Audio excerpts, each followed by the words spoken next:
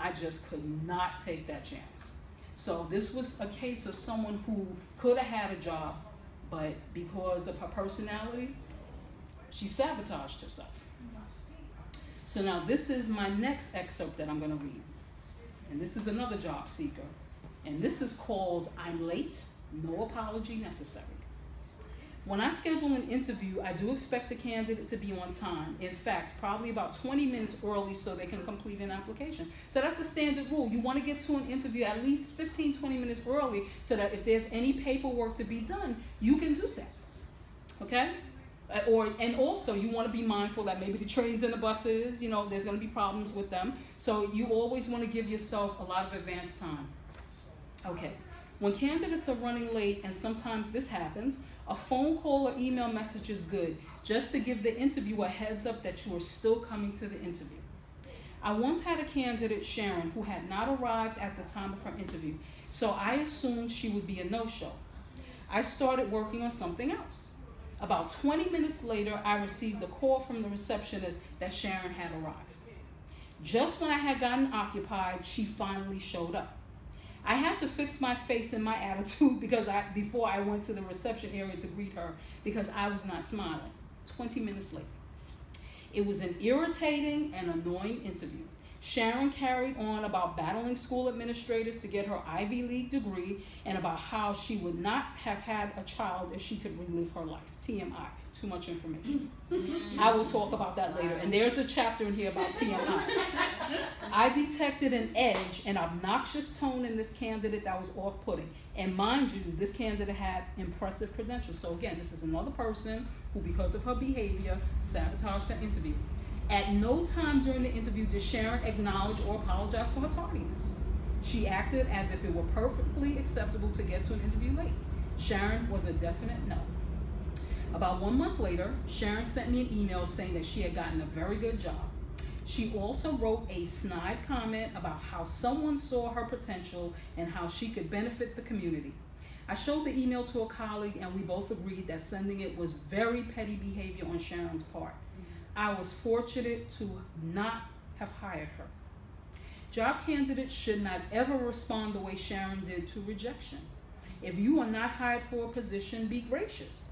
Thank the interviewer for their time and wish them well in their search. Do not send snarky, snide emails. You will come across as very immature. There were times when I did not get a job offer after interviewing and failed to follow up with a note to thank the employer for their consideration. I regret that because I missed opportunities to demonstrate that I could graciously accept rejection. A few years ago, I did send a thank you email to an interviewer who had not offered me a position. I was surprised when she responded. She assured me that I was not a bad candidate, just that they were looking for someone with a different skill set. And that happens. That happens. The interviewer even gave me suggestions on where to send my resume. I have received thank you emails from candidates who I have rejected for positions. I even had one candidate call me and ask if I could give her some interviewing tips. I offered her my assistance. It is definitely a better look to be gracious. So if you get to an interview late, again, if you're running late, email the interviewer, call them, leave a message saying, I apologize, but I'm still on my way. If it's not possible for you to leave a message, when you get there, you apologize profusely.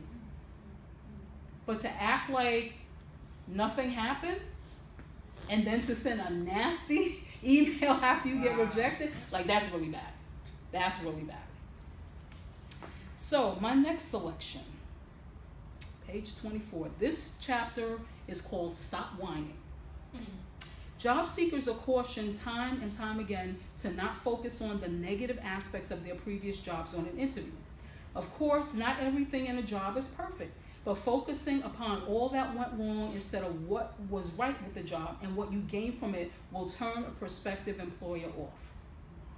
When it comes to interviews I have done, the biggest complaints I have heard from candidates about past jobs have revolved around relationships with supervisors and unfair or unreasonable program policies. Believe me, I get it because I have dealt with these issues in my own work life. But when I interview, I emphasize the good work that I did for the organization in spite of whatever difficulties I faced. I expect job candidates to do the same when interviewing with me.